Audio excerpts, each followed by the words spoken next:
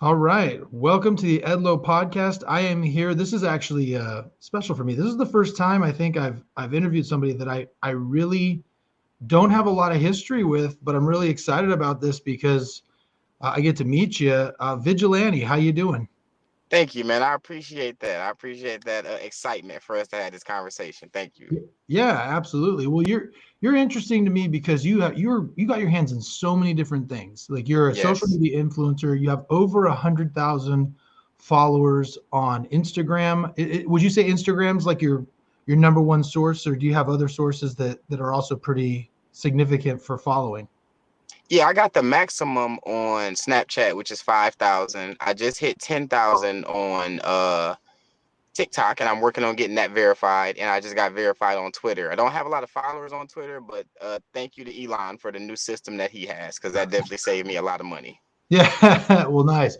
So yeah, you definitely have a large following. You're involved Thank you. with music. You're a rap artist. You've been in TV. You've been acting. You you now the big thing for you is you're into boxing. You've been Mhm. boxing for a while. What got you started? Well, let's start before that and just kind of briefly. Did you grow up in Atlanta? I know that's where you're based now. No, I grew up in Michigan. I was born in Flint, and I was Cool. raised in Benton Harbor, which is like about an hour, 2 hours away. Did Both, you say Benton Harbor, yeah, Benton Harbor. where Muhammad Ali was born or lived? Is that same Did, place? did, my, did Muhammad Ali live in Benton Harbor? Yeah, yeah. That's on the southern part, right? Yeah, that's Southern Yeah. Michigan. I served a mission for my church, and one of the areas I ran around was the southern part of Michigan. So I know Benton Harbor well, so that's cool. Um, is that where you kind of went to school, kind of Mhm. adolescence? Yeah, see, like I had a different kind of upbringing because the place that I lived was such a dangerous place. You could Hmm. get killed at any moment for doing anything. And my mom and my grandparents and my uncles and aunts did a great job keeping me out of gangs and keeping me as a star athlete in baseball, basketball, and football. And they didn't allow me to go to the high school, the Ben Harbor High School. They made sure that I went to Berrien Springs Middle School and Berrien Springs High School, which is like 30, 20, 30 minutes away from Ben Harbor. I went Yeah. to St. Joe. Pretty much I went to all the white schools that was around the school that I went to. I was not allowed to go to the school in the neighborhood that I went to. So I would go to school, listen to Green Day, and then I would come home and listen to Lil Wayne. Nice, nice. I actually just saw Green Day last year. It was a lot of fun. So you said you were a star athlete. Was one sport in particular where you really excelled, or were you just kind of a jack of all trades? Kind of a jack of all trades. It was like tradition for our family for you to just be good in sports. Like if Hmm. you were a boy in our family, we just knew like, oh yeah, he's a star athlete. It just came with the territory. You weren't allowed to be adequate. You weren't allowed to suck. We were going to Yeah. make sure that you were good, or we were going to make sure you were good, or you wasn't going to be on the field at all. You mentioned your family. How many kids in your family? In my immediate, I'm the only boy. My mom was married for 16 years, so I had a stepbrother, Hmm. and I had all sisters from that point, and I sit in the middle. So older sister, me, sister, stepbrother, sister. Oh wow, big family Hmm. then. So Yeah, big family. you still keep in contact with all your brothers and sisters? Of course, that's who I'm going to go pick up from the airport in about an hour from now. Is one of us. Nice, It's sister. That's right. That's sister. So that one that's underneath me. The second sister. nice. That's awesome. So now, what came first? I mean, you're in so many different things. What was it first that kind of blew you up? I guess on the social media scene. Well, I first started doing music back in 2010 when I moved from um we lived in Berrien Springs. That was my freshman year, 2009. In 2010, that summer we moved to Georgia. And that's when my cousin was doing music and my stepdad was managing an artist named Zap Sola, and one of his best friends is Honorable C Note, the famous producer. And they would come to our house and record in our living room because my mom bought my stepdad back when Guitar Center first had those how to build a studio kit in your home Yeah, things. right. My mom surprised my stepdad with it. He was so happy, and he started running the label out of our living room. And I was playing on the MIDI board. I started off producing, And it wasn't for any money or anything. I just got good at it. And then once I really learned how to use the studio, because it was at our house, and Lil Wayne had just put out No Ceilings.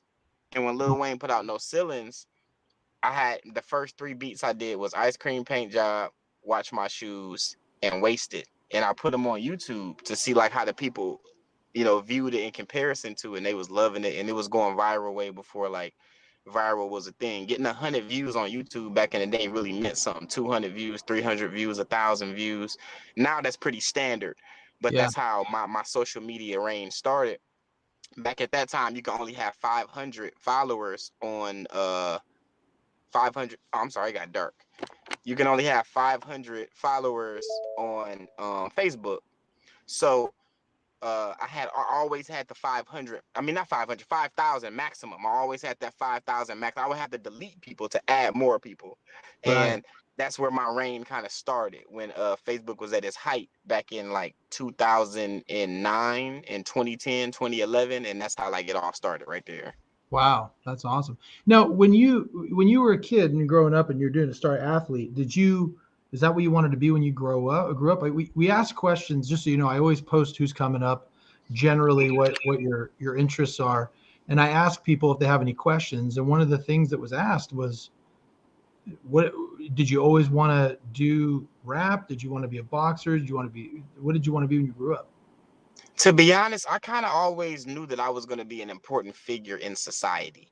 I Hmm. didn't know what it was. Like, so that's why when the influencer came around, when the public figure came around, when being a mogul came around, and I just started to embody what all of those things meant, it just made sense the way that I was moving because way before, I always looked at being an artist like that was just one thing. Like I kind of Hmm. felt like how Kanye feels like when he's a producer, but people say that he can't do fashion or like he can't run for president or like stuff like that.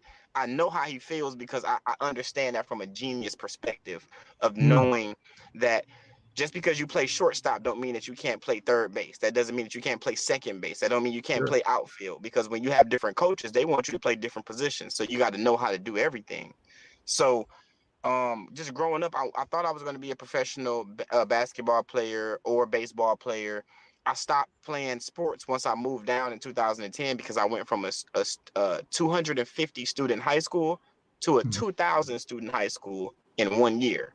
Oh, wow. And I had to recreate myself, and I had to relearn. This is when I first got my dreads. This is when I first got my first tattoo. This is when I first was like really learning myself. And as a man, we know that 15, 16, that's a pivotal age for you to try to figure out who you're going to be in this world. You're like 2 years away from being an adult. You're about to go to college. You're about to start paying rent. You're figuring out in that moment what direction you're going to go. Yeah. So do you think that's about when you figured out, hey, I want to be an artist. I want to kind of do all these different things and try my hand at all of them? Well, my journey kind of just fell into place with everything that was going on. Like with the studio, had they not bought the studio and brought it to the house, I may not have started doing music at that time because I didn't have any money. So I didn't have a place to go buy studio equipment and all of the cooking up that we did for us to make those songs happen at our home in the living room. So it just made it that convenience made it easy for me to start a music career. And with my stepdad being the CEO, it was kind of like easy for me to communicate with him for us to put out promotional items. Yeah. So we're doing the music, we're dropping mixtapes, and we're a group. We're all solo artists, but we operate as Lights Out Records, which is just the label that my stepdad started. And then after about 4 or 5 years, everybody kind of went their separate ways. We didn't break up, but we just became more solo than we were together. Hmm. And one day my stepdad came home and he was telling me about these castings that he heard about for background on the radio. There's a famous radio station down here called V103. Hmm. And he told me to go to the website and fill them out. And I was like, nah. And I'm like, I do music. I'm a rapper. I'm trying to do this. I'm in the studio right now. I'm writing, I'm trying to focus on this. And he came back like 2 days later and was like, yo, did you feel that thing? I was like, why are you still talking to me about it? I said, I'm not doing it. I don't want to do it. I'm being clear and direct. I don't want to do it. And for something's not registering with him. So he comes back like a week later, like, yo, I know you feel that thing. I'm like, oh my God, let me just fill this out. So I filled it out, and it was to be a background extra on Alvin and Chipmunks 4 and Barbershop 3. Hmm. So I don't know nothing about acting at all. And around this exact same time, this is like January 2015. I'm a fan of Trevor Jackson, a famous Disney Channel singer and just phenomenal actor. And for those who don't know him, he was the lead character on the remake of Superfly. Mm. So he he was coming down. He's in LA predominantly, so he was coming to Atlanta to a church that I knew where he was at. So this is before I had a car. I took 2 buses and 2 trains to go see him. I walked past security, crafty, everything. I walked straight to the back where he was, and we took pictures. We chopped it down for a little bit, and on my way out, he was like, "Yo, you want to stay and be in the movie?" And then I was like, "Oh, that's what all this stuff is. You should film in the movie." He was like, "Yeah. If you want to be in the movie, just go to that room back there." He was sending me the extras holding. So I went back there. We shot the scene. I didn't know what was going on. I didn't know like the first things about being an actor or none of that. It was very confusing. And once that was done, then we just kind of like just was like, okay, that's cool. I didn't get paid for it. It was just like not that he was supposed to pay me, but it was just like I didn't see anything extravagant about it. Mm. So after that, that's when I filled out the thing for the Alvin and Chipmunks Barbershop 3. And I did Alvin and Chipmunks for 3 to 4 days. And then I was done. Very long days, very tired. I didn't really do much. And then right after that, I got the call for Barbershop 3. Now, when we did Barbershop 3, I'm in holding. And for those who don't know what holding is, that's where they sit the extras at when they don't need them on set. And I'm surrounded. I'm at a table with like 5 girls, and we all chopping it down. These are some of the baddest women in the world that I'm sitting next to. Right. And out of nowhere, we're eating lunch, and I see Ice Cube, Common, Eve, Nicki Minaj, Cedric the Entertainer, Deion Cole, and all the other actors just walk in the room. And I just go, wow. I'm here because I did an email submission. And I have no idea what was going to come of this. I need to go approach them. I need to go talk to them. And I stopped myself and I said, wait a minute. Don't none of them want to talk to me about music because we're not here for that. We're here for acting. We're here for Barbershop 3. So if I want to talk to them, I need to talk to them as an actor. And in order for me to do that, I have to consider myself to be an actor. So in that moment, that's when I said, Vigilante, you are now officially in acting. And that same day, I rode the bus home, and my check from Alvin and Chipmunks came. And it was more that one day that I had ever been paid in one day than I had ever been paid doing music for the whole 4 to 5 years that I was doing music. Wow. So you're like, mind you, decision. Mind you, I said I did 4 days. So I got paid every single day that I came home from Barbershop 3, from Alvin and Chipmunks. Wow. And I was telling myself, because I didn't know how much I was going to get paid because that was my first paid set. Sure. So now, you know, as men, we work in ratios. So I have a gauge now of what my time is being spent doing and how much I'm going to get back for it. So now you're essentially paying me to talk to beautiful women, eat nice food, dress up nice, and meet other celebrities as I build my name up. And that's background. Yeah, that's awesome. So what I like about what you said, there's a lot of things that you had to do to make those things happen. You know, there's an old saying that says a closed mouth does not get fed, right? And I love how you're clearly a very confident guy. I could tell from the first minute you're like, you think of yourself confidently, and you have to. I got into pro wrestling probably around the same age that you got into rap, right? It just kind of came, same deal. Like I was just happened to be at the right place at the right time, got into pro wrestling. And it's interesting because all of these things, I had a lot of amazing things happen to me just because I believed I could be the best wrestler ever. And I also believed that I could do things better than other people. And so because of that, things fell into place for me that made so much more sense or seemed so much more successful for what I probably was worth at the time. And it seems like you had a very similar situation. Like you just walk on a set, you see Ice Cube, and you have the smarts to go, he's probably not going to want to hear me about rap. He wants to talk about acting. We're on an acting set. I'm an actor now. And you even had the gumption to say, I'm going to go talk to them about acting and see what I can learn. And next thing you know, boom, you're acting and you're getting Yep. paid. That's Yeah. amazing. Yep. One of the questions that came up was, how does a social media influencer get paid? Do sites pay you? Do you have advertising? What's the main source of income? We've seen a lot of people blow up as a social media influencer, as a kind of a mogul in that realm. How does someone get paid to do that? It's so many different things. I want to give a huge shout out to Instagram, Twitter, Facebook, Snapchat, all of these things for all of their premium services. With now they're all subscription based now. You have the option to run a subscription through every last one of those social media sites. So that's one. Two, outside of the sites. So even with the pants I have on right now, shout out to Blessed Footsteps. They actually sponsor me. So everything that I do, they have their hands in. Every play that I'm in, they do the clothing for it. Every movie I'm in, I'm able to place them inside of the movie, whether it's Netflix, whether it's a home movie, regardless of what it is, I'm able to just say, hey, I have my own wardrobe from this company that pays me this many thousands a month. When I just did my boxing, shout out to Trident. They paid for all of my clothing, and they also paid me to wear their clothing on top of the purse that I got, on top of the patches that they paid to put on my shorts.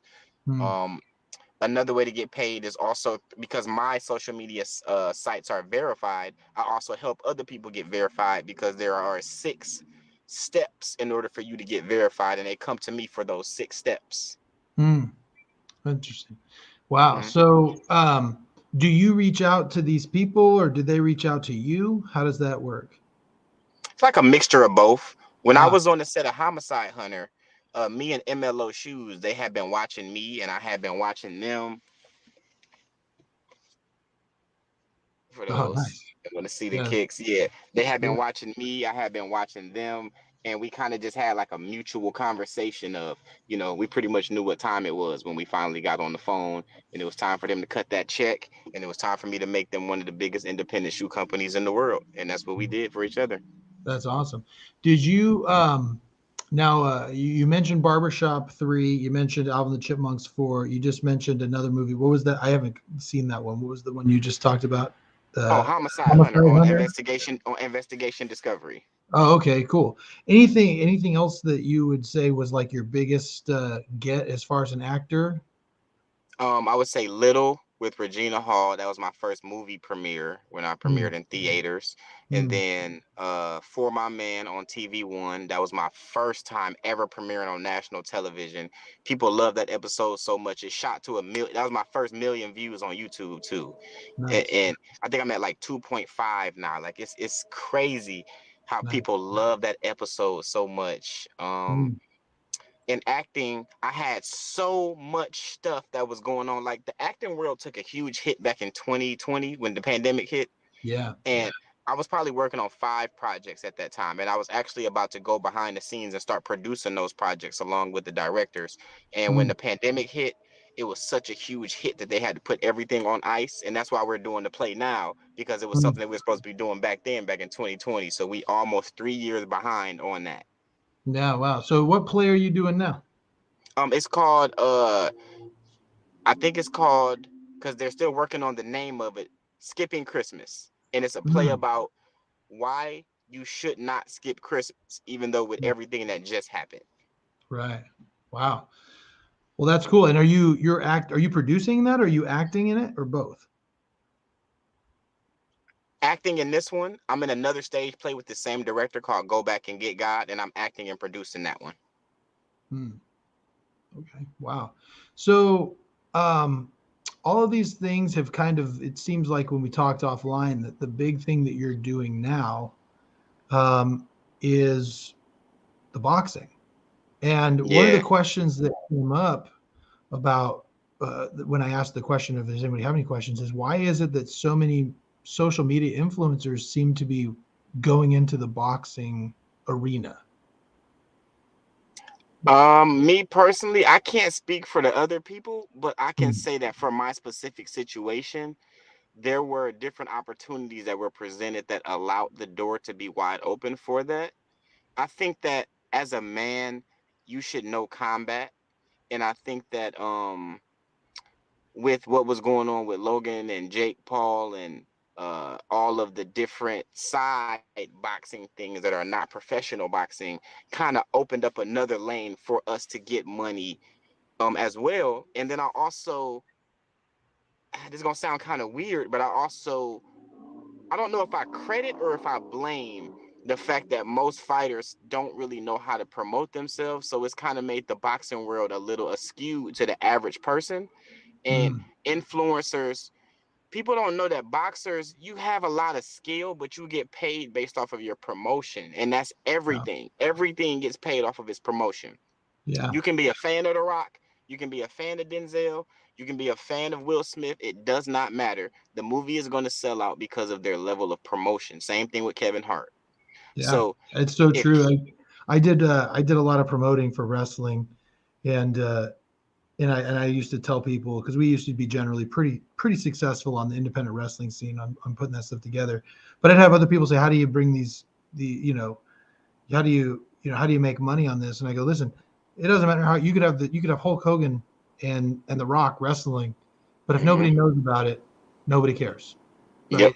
And so it's all about the promotion. And I think that's also a lot of the reason why it's interesting to me boxing, even though MMA seems to be the bigger draw right now, boxers get paid so much more than an MMA fighter. I mean, you can look at Jake Paul. I mean, he's not even technically, I mean, he's got pro fights, but he's not doing it in a traditional pro way. And he's mhm, making money. I mean, when I think I heard that Anderson Silva, who just fought him, made more money on that fight than he ever did in the entirety of his time in mhm, MMA. Are you seeing similar things that you're the promotion that you're bringing in good money on the boxing? 100%. Yeah. Is that something that was that something you always wanted to do, or is that something that just kind of came along with the opportunities and now you've kind of developed a passion for it? Yes, the second part, and this is a Uh-huh. great segue into the Albert thing because this is like the story is going to flow. So, Okay. okay, Okay. so the way it happened was I went through a breakup. I was with a girl for 4 years, and then at the end of Mm. our 4 years, we actually added another girl, so we were in a three-way relationship. So we all three Mm. of us ended up dividing, and it was kind of difficult for me because I had been with her for so long that I was refinding myself again. And at that time, I had just got verified on Instagram. I'm blowing up. I'm doing songs with Dondria from So So Def. And then the one person in my life that I was just like, she saw me go from being broke to being rich. And when you have a woman that's there for stuff like that, it just feels weird when she's not there anymore. I And understand 100%.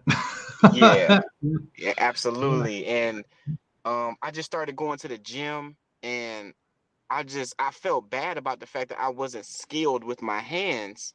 And so I just got into boxing, and I heard that Creed 3 was about to start filming.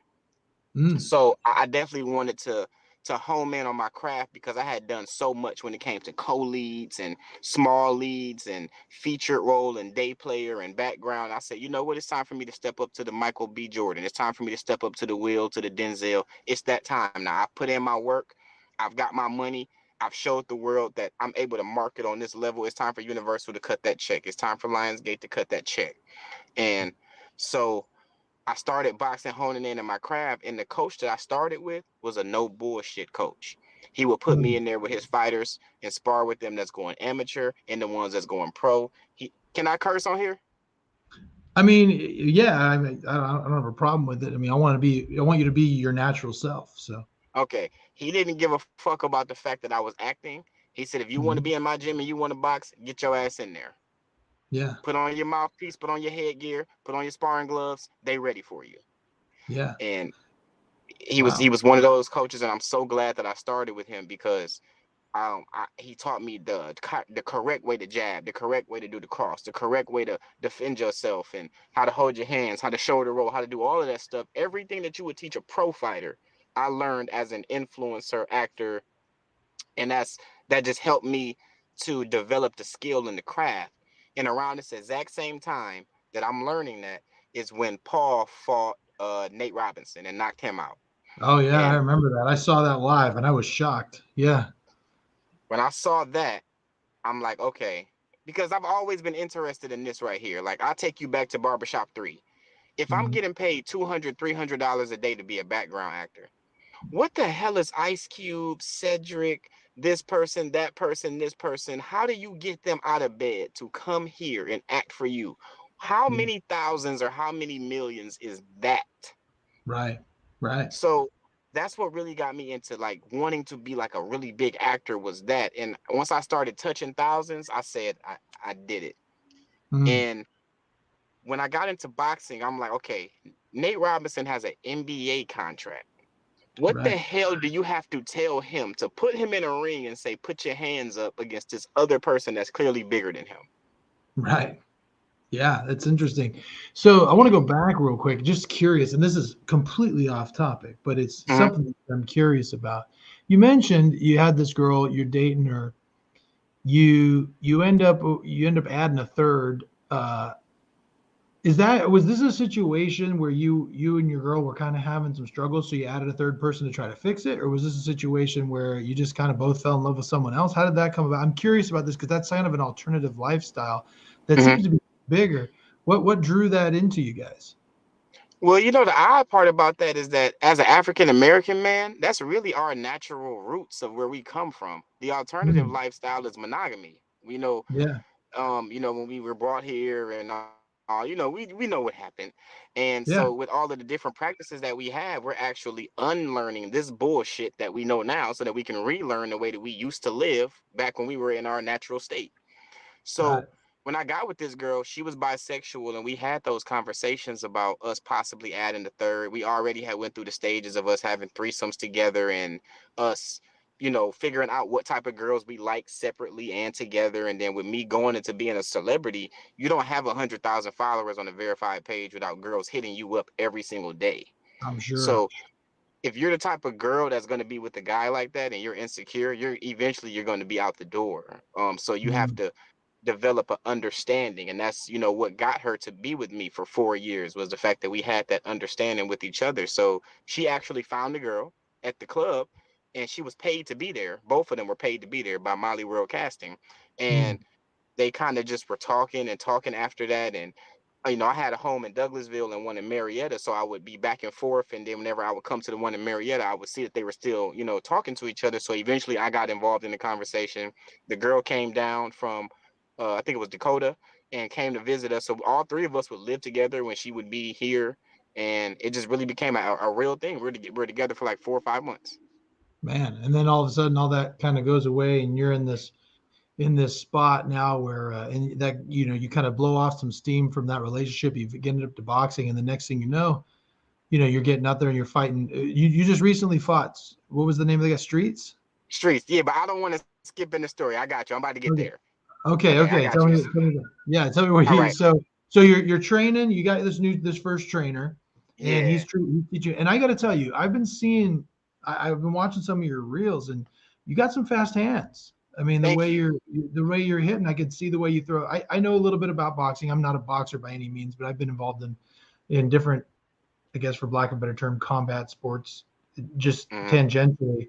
And I can see when someone can throw hands, and you can throw them, and you can throw them in good combos. Thank So, you. so what happened next? How'd you get into fights? Okay, so after that, now the wheels are starting to turn. Like, okay, he had the NBA check, so what the hell did they have to pay him to get him here? I'm like, I don't know if I want to compete because I'm still getting my ass whooped every time that I'm sparring with these amateurs and pros. I'm looking at it from both sides. Like, well, I'm supposed to get my ass whooped because they've been fighting since they was 4, and I've been fighting for 4 minutes. So I'm learning good shit, but it hurts. So now I'm like, Mm, I'm kind of conflicted in my mind. So then I found Dave Fedman's celebrity boxing on Instagram.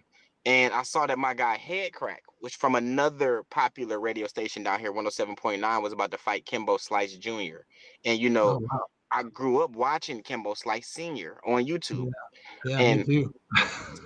so I'm like, what the hell has Head Crack as a radio personality got himself into? So I Right. got to be tuned into this. So I'm tuning Yeah. in, and before the fight, he reaches out to me because he sees that I'm boxing. Me and him have a good relationship, me and Head Crack. And he's like, yo, I want you to help and be my sparring partner as I get ready for Kimbo Jr. And I'm like, oh, this is my way into celebrity boxing. Because he has Mm. a bout. I'm gonna be there. I'm gonna meet the CEO. I'm gonna be able to set my own fight up. Let me do this. So he gets injured. He hurts his ankle. He can't spar. We keep rescheduling Mm. the date, and then the date becomes too close to the actual fight day. So then he does the fight, and after that, Dame puts a post up saying, "Who do you guys want to see next in celebrity boxing?" And I've been training with Sankofa Athletics and putting up all of those videos that you're talking about with the fast hands. And now my fan base is like, "Yo, we want to see Vigilante go into celebrity boxing." So they storm his post. It's like flooded with like 3,000 comments. Vigilante, Vigilante, Vigilante, Vigilante, Vigilante, Vigilante. And he makes a video the next day and says, Vigilante will be stepping into celebrity boxing on our next card. Nice. So, and so who did you fight next? Was that your fight with Streets, or was that someone else? All right, well, let's talk about the Albert thing. So this is how Okay. this All right. happens. So next, there's a guy named Hazel. Hazel has been the heavyweight champion in celebrity boxing for like 6-7 years now. And Mm. so as soon as I get in, I'm one of them people where I always touch base with the OGs no matter what. Anything that I do, if I get into wrestling, I need to go talk to Hulk Hogan. I need to go talk to Ric Flair. I need to go talk to The Rock. I'm not doing nothing until I go talk to them. Mm-hmm. So Mm-hmm. I go talk to Hazel, and Hazel tells me, hey, man, welcome to Celebrity Boxing. Here's a list of all of the people that's predominantly on the cards. I say, cool. I don't want to waste no time. I watch all of the other boxing people, and I hate it when a person has 30 bouts and 2 title fights. What the fuck were these other fights? So Mm-hmm. then after that, I say, okay, I say, who has titles? So that he gives me a list of everybody that has titles. Now, mind you, on the card that Head Crack fought Kimbo Slice Jr., Albert Ochoa fought a guy named Mike who also wrestles. And Mm-hmm. he knocked out Mike in the second round. Some people say the fight was fixed the way that it looked. I don't give a fuck about none of that. I just care about stripping the title from Albert. Yeah. So he won the Did you title hear? in I that had, fight. just so you know, before you go on. So I Mhm. actually had I've had Albert on here, and I've had his first trainer, Tony the Tiger Lopez, on here. And what Mhm. they said was that guy said, yeah, he got hit pretty hard. Albert hit him hard, and he didn't want to go anymore. So he just took a dive because he was done. It wasn't that it was fixed, but he got hit so hard he just wanted to drop. That's just the story I'm hearing.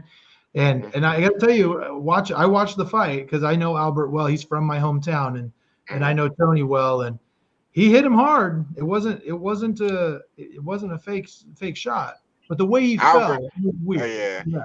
Albert is a bitch, and he hit like a bitch.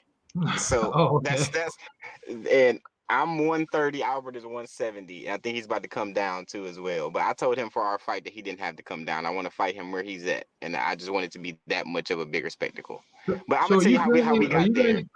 guys so are you guys currently talking about a fight? No, but I'm gonna tell you why. I'm gonna tell you what happened. Okay. So All right. when Tell he me why. gave me the list of all of those people, I said I want to fight somebody that's going to give me the same celebrity status and promotion, and Uh-huh. also somebody that is like around my same range. Because in celebrity boxing, you can kind of fluctuate. You have somebody like Nate Robinson fighting a Paul when you see there's Mhm. clearly a huge difference.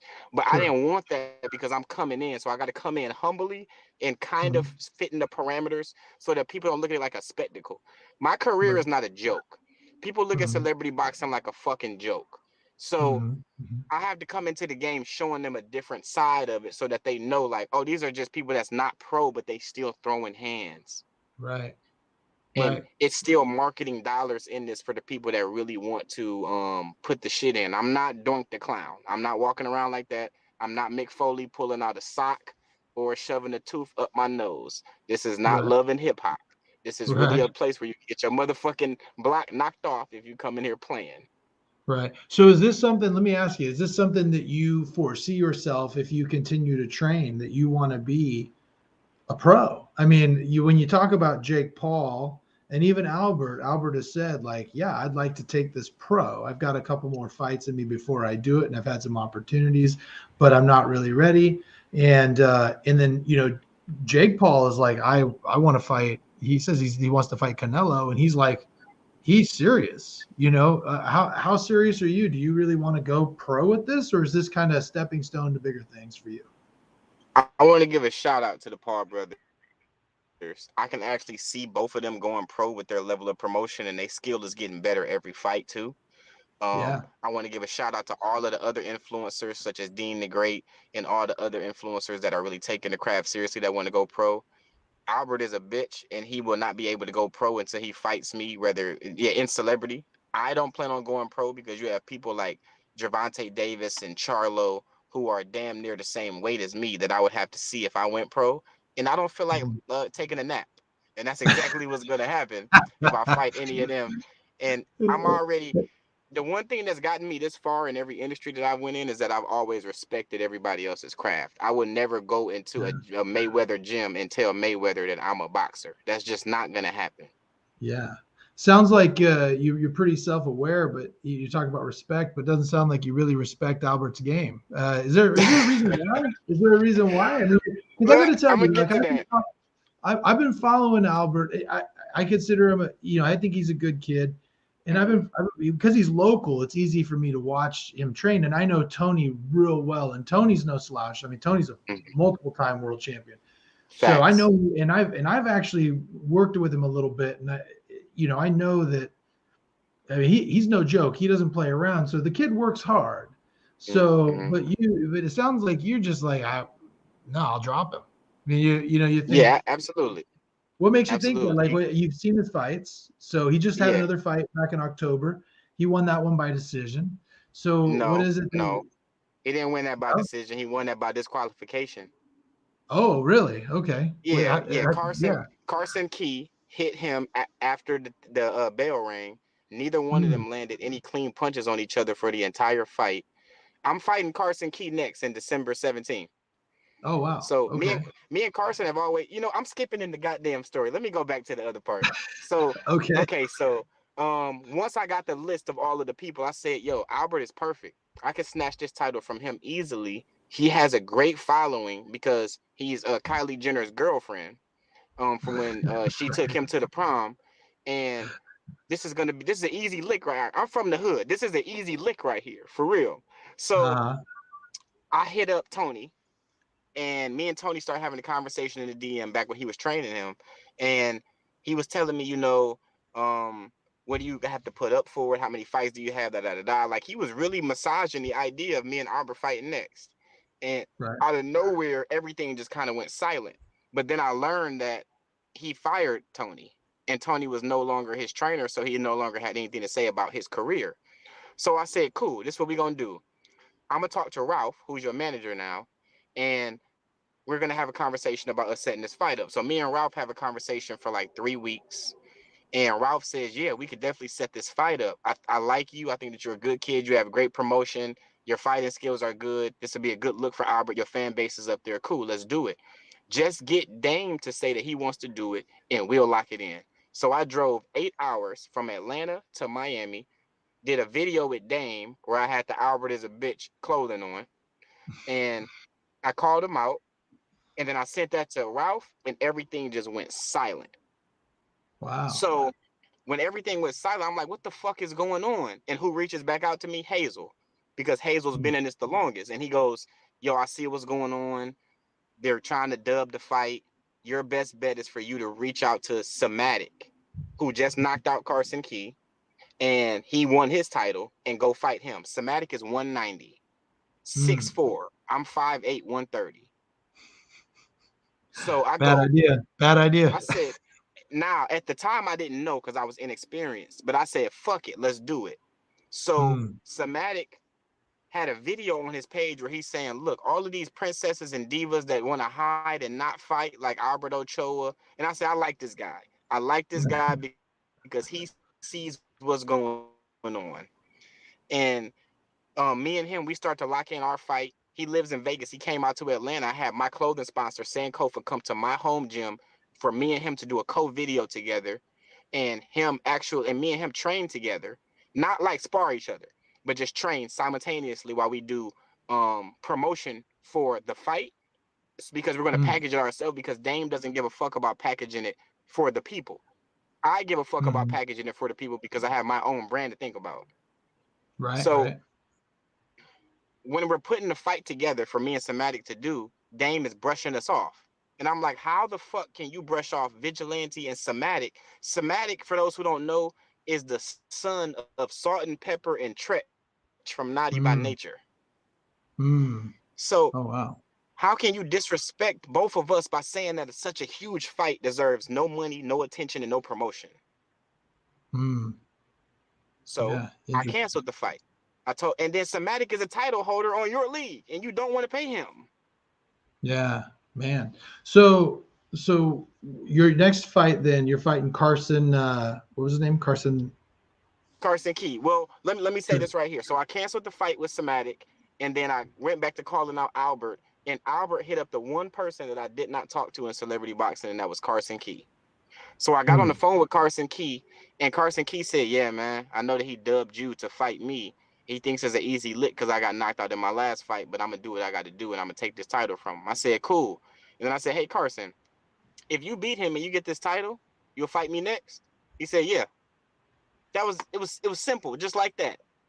Hmm. So I said, "Hey, man, do what you do your thing. You got my blessing." And we got off the phone, and he went there, and Albert won by disqualification. Now, mind you, every time I call out Albert, it's crickets. He don't say Hmm. nothing back to me. But when Hmm. Carson comes to the face-off, he's shoving a pillow in his face, talking about I'm about to put you to sleep and all this pussy ass shit. So I'm like, how the fuck are you Mr. Tough Guy with Carson Key? But when I call you out and I'm half both of y'all size, you have nothing to say. You are a pussy. Man. So let's talk about your fight with Streets then. So your fight to Okay. Street. So how did that go? So once I figured out that Albert didn't want to fight me and that he was going to continue to run, I reached out to a league called Urban Celebrity Boxing. Shout out to Ray. And Ray was a little discouraged about putting out the card. He didn't know what the turnout was going to be. He was just like kind of like halfway in, halfway out. But then I said, you know what? I'll be the main event, put a title up, and I'll fight somebody that you feel deserves that opportunity. Streets had 3 fights. He was 1-2, and he said that that's the guy that he wanted to go up against me. So me and Streets created one of the biggest rollouts in celebrity boxing history, especially for urban celebrity boxing. And we Hmm. got in that ring and we locked horns, and the decision at the end, they said it was a draw. For those who don't know, I live in Atlanta. He's from Orlando. I drove down to Orlando. They picked the judges. They picked the venue. I didn't know any of this stuff about boxing at all because of my first fight. Right. So now I'm knowing that when you go into somebody's hometown, that you're supposed to pick the judges together, and that you're supposed to pick the venue together, and that you're supposed to have different ramifications to make everything, A side, B side together.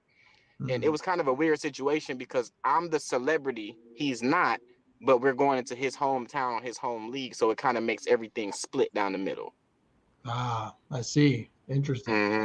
So now you got this fight with Carson Key, and then are you hoping that you get to fight Albert next? Is that kind of the plan? Because then if you've beaten Carson Key, he's Mm-hmm. beaten Carson Key, albeit by kind of a controversial win.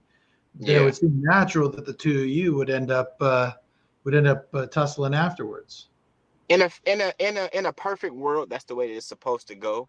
But at first I was very frustrated with the fact that he wouldn't fight me, but now I see that the world is not as blind as I thought they were to what's going on.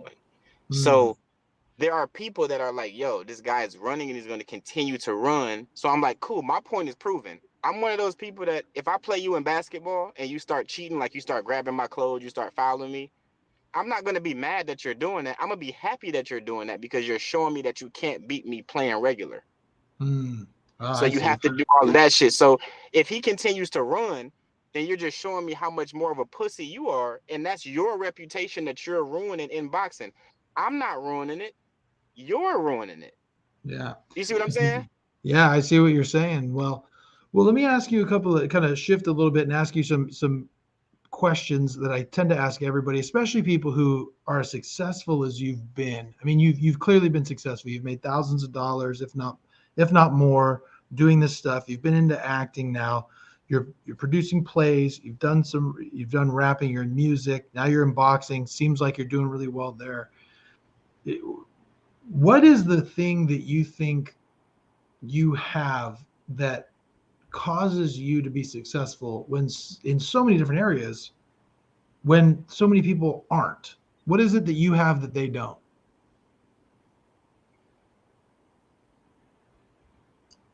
I have a high. Well, let me answer it by saying this. Based off of this conversation that me and you have had so far, and based off of what you've seen from social media, I want you to tell me what you see that you don't normally see in other people. Well, I think that the one thing that you have, you clearly work hard. I mean, looking through your stuff, I can tell a hustler. I mean, I've been very successful in all the things that I've done too, and I think the difference is one, you're willing to sacrifice. Like you're willing to drive 8 hours to have that conversation. You're willing to take two buses to get to where you need to go. I can't tell you how many times I go on social media and somebody's complaining about their life, and I go, "Why don't you go to college?" Well, I only have one car, and my girlfriend has the car. Well, there's a bus to the nearest college. It's 20 minutes away. No, I can't do Uh, that. You know what I mean? Like all they can yeah. think about is all the reasons why they can't. You're somebody who I'm an actor now, right? And you just go Mhm. and do it. Yeah.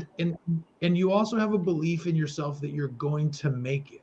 Now, there's so many people out there who don't understand that. There's so many people out there who don't get that uh that's what you need. I mean, like I said, anything that I've done, I've been a warehouse worker, I'm an attorney, I've been a wrestler, I've Mhm. I've done a little bit of acting, I've done, a couple of different things. I've been a salesman. Every time I walk into the room, I want to be the best version of myself, be the best salesman, the best attorney, the best wrestler, the best everything in the room, right? And I'm going to do whatever it takes, and nobody's going to outwork me. You might beat me, but it's not going to be because I didn't work hard. Yeah. And hard work beats out talent when talent doesn't work hard, and you have that hard work. I can see it just looking at your Instagram. You're constantly promoting, you're constantly pushing.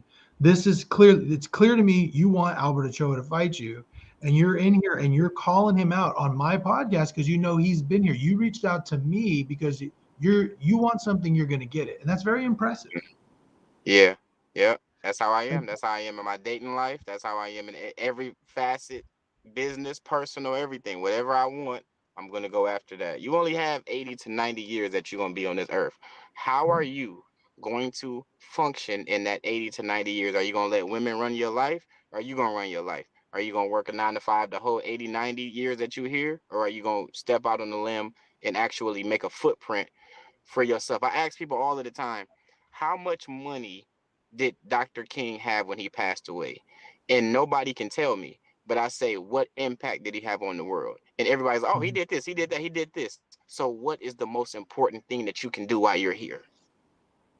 Mm, yeah. I was born in 94. I don't remember Tupac and Biggie, but they still have interviews and music that lives on to this very day because of what got captured on this camera. If nothing got captured on these cameras, we wouldn't know them. Yeah, no, that's true. That's good. That's good stuff. So let me ask you these couple of questions that I ask everybody. So the first Mm-hmm. one is, what would you say? You've been successful in lots of things. What would you say is your biggest success? Whew.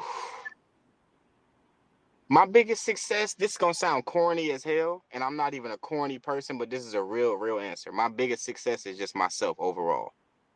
Yeah. And I say that because even though you wrestle, I can Mhm. step into what you do as a partner with you, and we can make a lot of money together based off of everything else that I've done.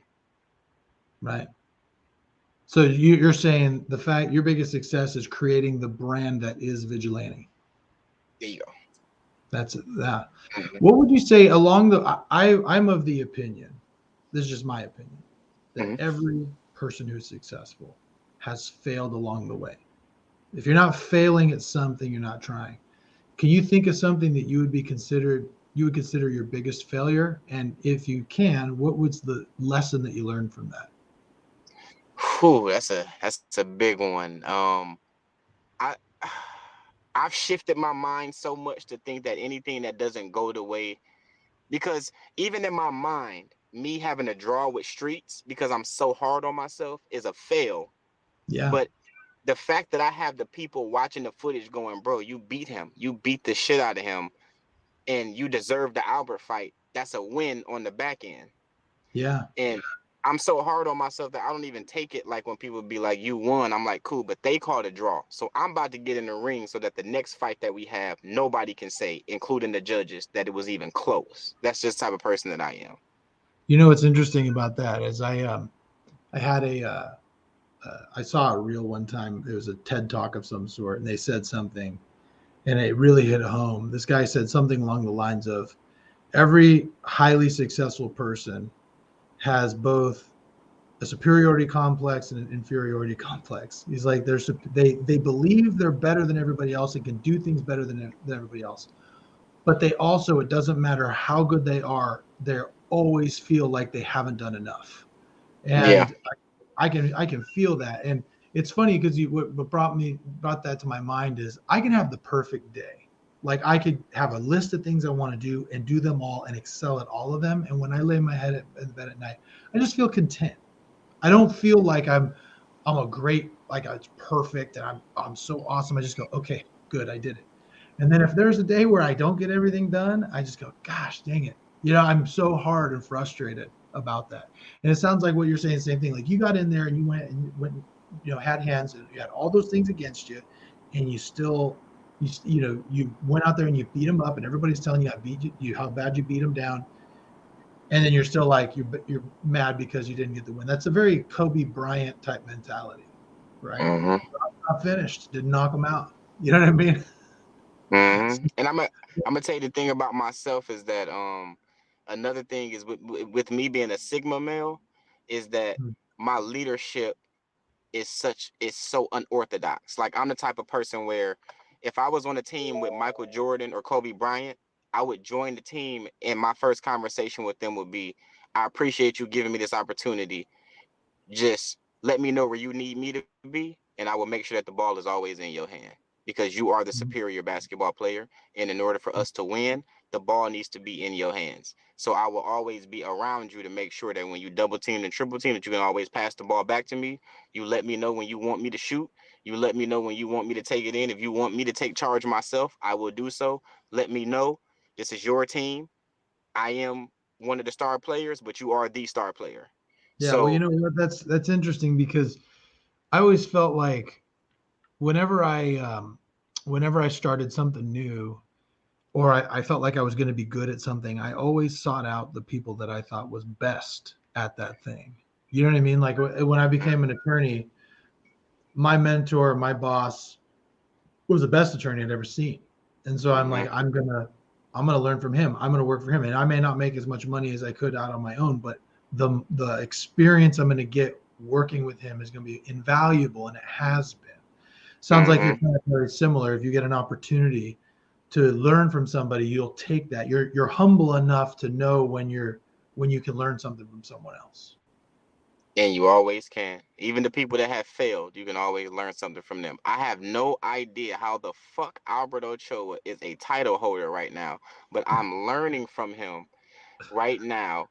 And one of the ways that he messed up is that once I win this title from Carson on the 17th, every person that wants to fight me, I'm going to go live with them. I'm going to do promotion with them. So even if I don't fight you, I get everybody's fan base. Yeah, no, that's great. That's awesome. One more question I have for you. I like this question a lot because I think it really tells what kind of a person someone is. So one day you said you're gonna have 80, 90 years on this life, and eventually you're gonna pass away. And everybody gets everybody, their loved ones come together with a funeral, and someone gives a eulogy. If someone were giving your eulogy, what is the one thing that you would want to make sure was said?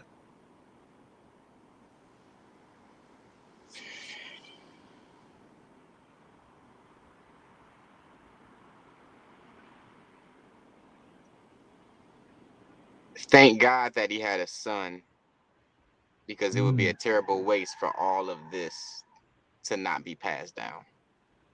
So you have a son. I don't, but I will.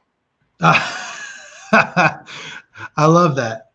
That is, I'll tell you, as somebody, I'm a little bit older than you. I'm in my early 40s, as much as that pains me to say, but I feel great. Um, there is nothing in this world that is more exciting than having a kid and watching a son, even if they don't go into things that you love, blossoming in their own things. I have a son who's very musical. I'm a little musical, but I'm not, I'm not to his level, but he picked up a guitar. I tried to get him to play basketball. It didn't take. And he picked up a guitar and he just sang a song in front of his school. And it was amazing. And I just was so proud of him. And there's something about that. So I think it's awesome that you want to experience that. That's great. 100%. Yeah. So, well, listen, when is your next fight? When's your fight with Carson Key? December 17th, we're going back to Orlando. All right, December 17th. Is that going to be fun? You see that on pay-per-view? Yeah. We went crazy with the last pay-per-view. I had like 60 text messages after the fight was over. Like, hell no, that wasn't no draw. You got him. I didn't respond to none of them. Like, yeah, I did get him. I responded to everyone like, thank you so much for watching. I appreciate you so much. That was my response to everybody. That's awesome. So December 17th is your next fight. We'll definitely be watching. And people can find you on Instagram. It's Vigilante Tom, right? Vigilante LOM. Remember earlier I said that my stepdad had Lights Out Records, so Lights Out Music is what the LOM stands for. Okay, Vigilante LOM. And they can find you on Twitter, Facebook. They can put you on. They can get you on Snapchat. Yeah, all the same. All the same. All right. Well, great. Well, hey man, listen. I want to have you back, and let's see if we can. You go get through your fight, train. We'll talk afterwards, and like I said, I think Albert's gonna see this, and when he does, we'll see if if you still get crickets or you get something else. We'll see. So yeah, I want this to be in real time. I want to give you your credit because you are the first outlet that actually took the initiative to acknowledge the fact that he was not taking the fight from me. Not saying that you're saying that, but just saying that you're allowing me to get my point of view of what's going on out, beside him just hide behind the creeps in the shadows like he's been doing.